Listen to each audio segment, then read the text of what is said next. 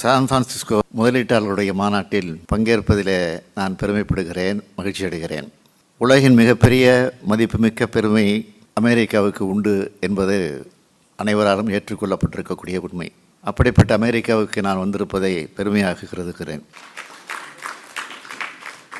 இந்தியாவில் உள்ள தமிழ்நாடு என்ற மாநிலத்தின் மக்களால் தேர்ந்தெடுக்கப்பட்ட முதலமைச்சர் நான். திராவிட முன்னேற்றக் கழகம் என்ற 75 ஆண்டுகள் பழமையான அரசியல் இயக்கத்தின் தலைவராக நான் இருக்கிறேன். இப்பொழுது தமிழ்நாட்டை 6வது முறையாக ஆட்சி செய்து கொண்டிருக்கிறோம். இந்திய நாட்டில் பல முறை எங்களது கூட்டணி பிரதமர்களை உருவாக்கி ஆட்சியில் இருந்திருக்கிறது. எனது தந்தையை பற்றி உங்களில் பலர் கேள்விப்பட்டிருப்பீர்கள். முத்தமிழறிஞர் கலைஞர் அவர்கள் தமிழ்நாட்டில் 5 முறை முதலமைச்சராக, இந்திய நாட்டின் பல பிரதமர்களை உருவாக்கியிருக்கிறார். அப்படிப்பட்ட புகழுக்கு சொந்தக்காரர் அவர். 1971ஆம் ஆண்டு முதலமைச்சராக இருந்தபோது தலைவர் கலைஞர் அமெரிக்காவுக்கு வருகை தந்தார். இப்பொழுது நான் வருகை தந்திருக்கிறேன். புகழ்பெற்ற அமெரிக்க நிறுவனங்கள் பல இந்தியாவில், குறிப்பாக தமிழ்நாட்டில் தொழில் நிறுவனங்களை நடத்தி வருகின்றன. சென்னை பற்றி நீங்கள் அனைவரும் நன்றாக அறிந்திருப்பீர்கள். இந்தியாவிலே 2வது பெரிய பொருளாதாரமாக தமிழ்நாடு இன்றைக்கு விளங்கி கொண்டிருக்கிறது. 48 விழுக்காடு நகரமயம் ஆக்கப்பட்டுள்ளது. இந்தியாவில் உள்ள பெரிய மாநிலங்களில் அதிக அளவில் நகரமயமாக்கப்பட்டுள்ள மாநிலம் தமிழ்நாடு தான். நிலையான வளர்ச்சி இலக்குகளை செயல்படுத்துவதில் முதல் மாநிலமாகவும் தமிழ்நாடு விளங்குகிறது. மனித வளங்கள் மற்றும் திறன்களை முன்வைத்து வளர்ச்சியை மேற்கொண்டு வரும் மாநிலமாகவும் தமிழ்நாடு திகழ்கிறது.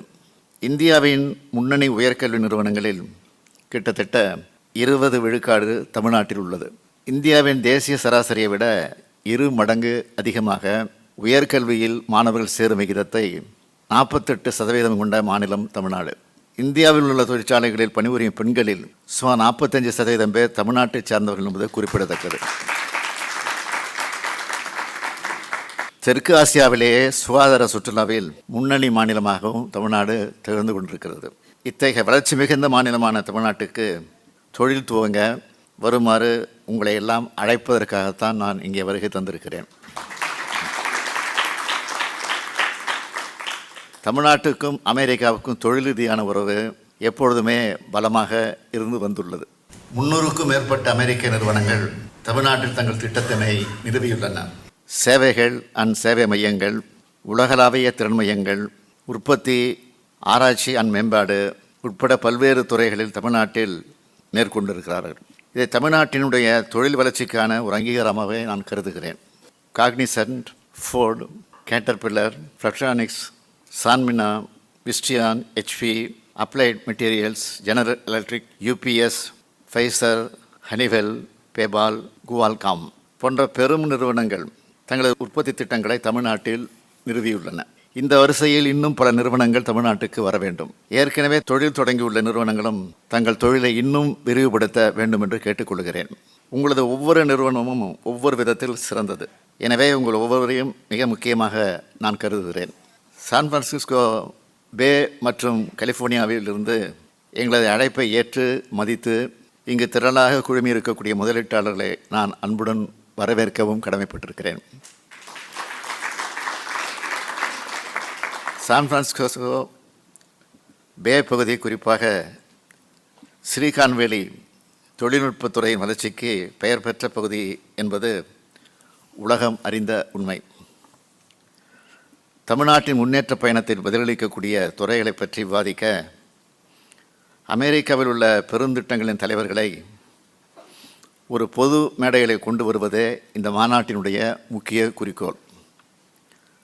தமிழ்நாட்டின் பொருளாதார வளர்ச்சியை விரைவுபடுத்துவதற்கான வழிகளை கண்டறியும் பயனுள்ள விவாதங்களுக்கு இந்த மாநாடு பெரும் உதவிகரமாக அமையும். ஆசிய நாடுகளின் நுழைவாயிலான சென்னையிலிருந்து தான் நான் வருகை தந்துள்ளேன். தமிழ்நாடு இன்று உலகில் வேகமாக வளர்ந்து வரும் பொருளாதாரங்களில் ஒன்று.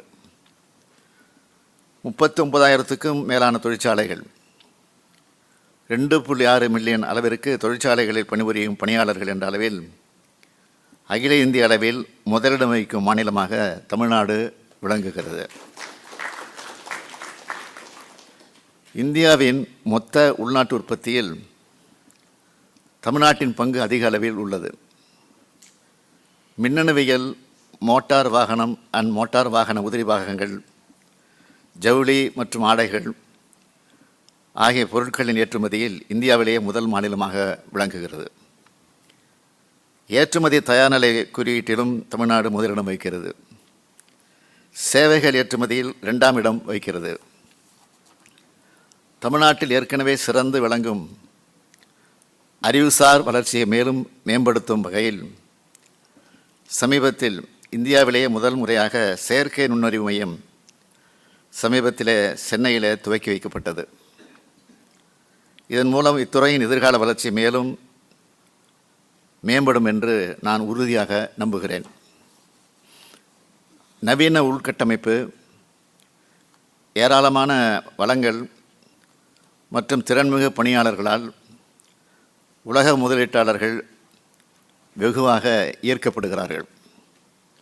மக்களின் ஆற்றலை தமிழ்நாடு நன்கு பயன்படுத்துகிறது. தமிழ்நாட்டின் மக்கள் தொகையில் இளைஞர்கள் மற்றும் பணிபுரியும் வயதினர் ஆகியோரின் மக்கள் தொகை சற்றே அதிகம்.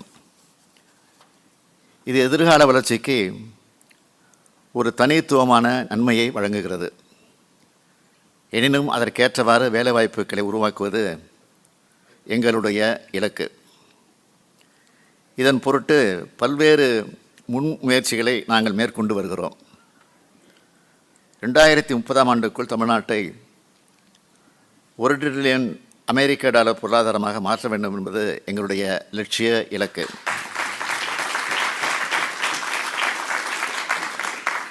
இதை அடைவதற்காக மூலதனம் அதிகம் உள்ள தொழில்களையும் வேலைவாய்ப்பினை அதிகப்படுத்தும் தொழில்களையும் ஈர்ப்பதில் நாங்கள் கவனம் செலுத்தி வருகிறோம்.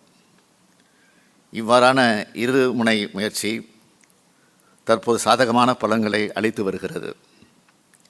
இவ்வாறான முன்முயற்சியினை ஒரு அங்கமாகத்தான் 2024ஆம் ஆண்டு ஜனவரி மாதம் 7 மற்றும் 8ஆம் தேதிகளில் சென்னையில் உலக முதலீட்டாளர் மாநாடு 2024ஐ மிக வெற்றிகரமாக நடத்தி காட்டினோம். 35க்கும் மேற்பட்ட வெளிநாடுகளிலிருந்து முதலீட்டாளர்கள், பன்னாட்டு பிரதிநிதிகள் மற்றும் புகழ்மிக்க தொழில் நிறுவனங்கள் இந்த நிகழ்ச்சியில் பங்கேற்றார்கள். அமெரிக்க பிரதிநிதித்துவமும் இந்த மாநாட்டில் குறிப்பிடத்தக்க வகையில் அமைந்தது. அந்த மாநாடு மூலமாக நாங்கள் மேற்கொண்ட புரிந்துணர்வு ஒப்பந்தங்களின் எண்ணிக்கை எவ்வளோ தெரியுமா? 631.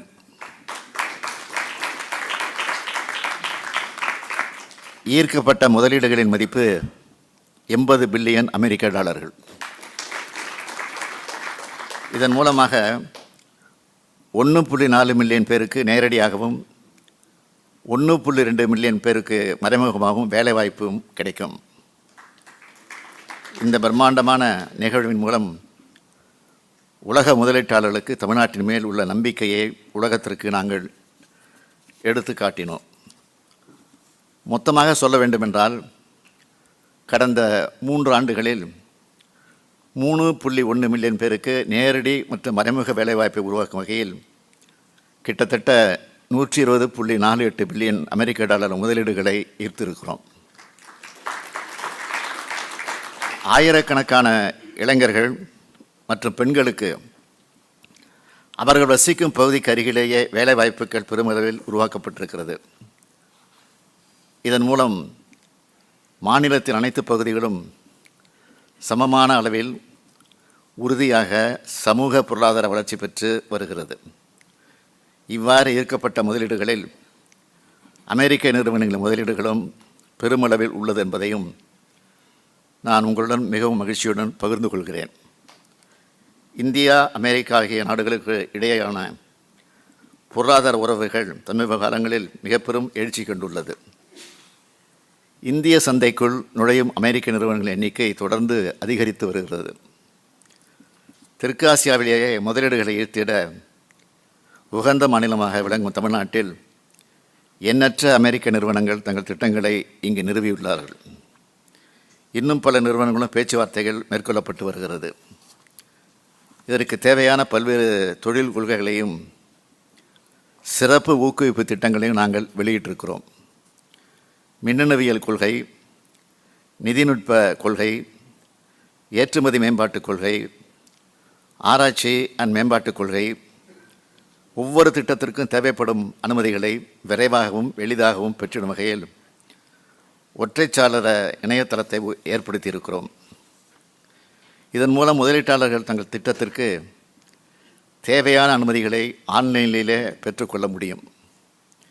வணிகம் புரிதலை எளிதாக்குவதற்காக நாங்கள் மேற்கொண்ட சிறப்பு முயற்சிகளின் காரணமாக வணிகம் புரிதலை எளிதாக்கும் தரவரிசையில் சிறந்த செயல்திறன் கொண்ட மாநிலம் என்று தமிழ்நாடு வரையறுக்கப்பட்டுள்ளது. மின்னணுவியல், செமிகண்டக்டர்கள், ஆராய்ச்சி அண்ட் மேம்பாடு, அரைகலன்கள், மேம்பட்ட உற்பத்தி போன்ற துறைகளில் உங்களின் மேலான முதலீடுகளை நாங்கள் வரவேற்கிறோம். ஒருவருக்கு ஒருவர் பரிமாறும் நட்பின் அடிப்படையிலான நல்லுறவின் மூலமாகத்தான் நாம் வளர முடியும். இந்தியாவுடன் உள்ள அந்த நல்லுறவை குறிப்பாக தமிழ்நாட்டு முன்னேற்றத்திற்கு அமெரிக்க நிறுவனங்கள் பயன்படுத்திட வேண்டும் என்று நான் கேட்டுக்கொள்கிறேன். உயர்ந்த மனித வாழ்வியல் நெறியை கொண்ட நாடு அமெரிக்கா. அந்த அடிப்படையோடு தமிழ்நாட்டின் தொழில் மற்றும் பொருளாதார மேம்பாட்டுக்கு நீங்கள் பங்களிக்க முதலீட்டாளர்களை சிவப்பு கம்பளம் விரித்து தமிழ்நாடும் உங்களை வரவேற்க காத்திருக்கிறது.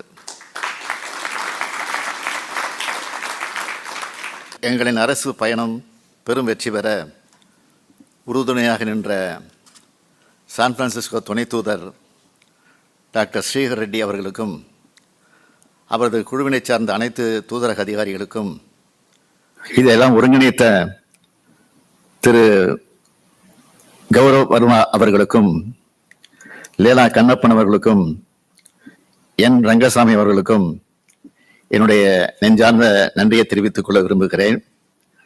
இம்மாநாடு சிறப்புற நடைபெறுவதற்கு பெருமளவில் வருகை புரிந்துள்ள தொழிலதிபர்களுக்கும் பல்வேறு நிறுவனங்களின் தலைமை அதிகாரிகளுக்கும் எனது மனமார்ந்த நன்றியை தெரிவித்துக் கொண்டு, உங்களை எல்லாம் இந்த மாலை நேரத்தில் மகிழ்ச்சியோடு காண்பதற்கு ஒரு நல் வாய்ப்பை ஏற்படுத்தி தந்திருக்கக்கூடிய அனைவருக்கும் என்னுடைய இதயபூர்வமான நன்றியை தெரிவித்து என் உரையை நிறைவு செய்கிறேன். நன்றி, வணக்கம்.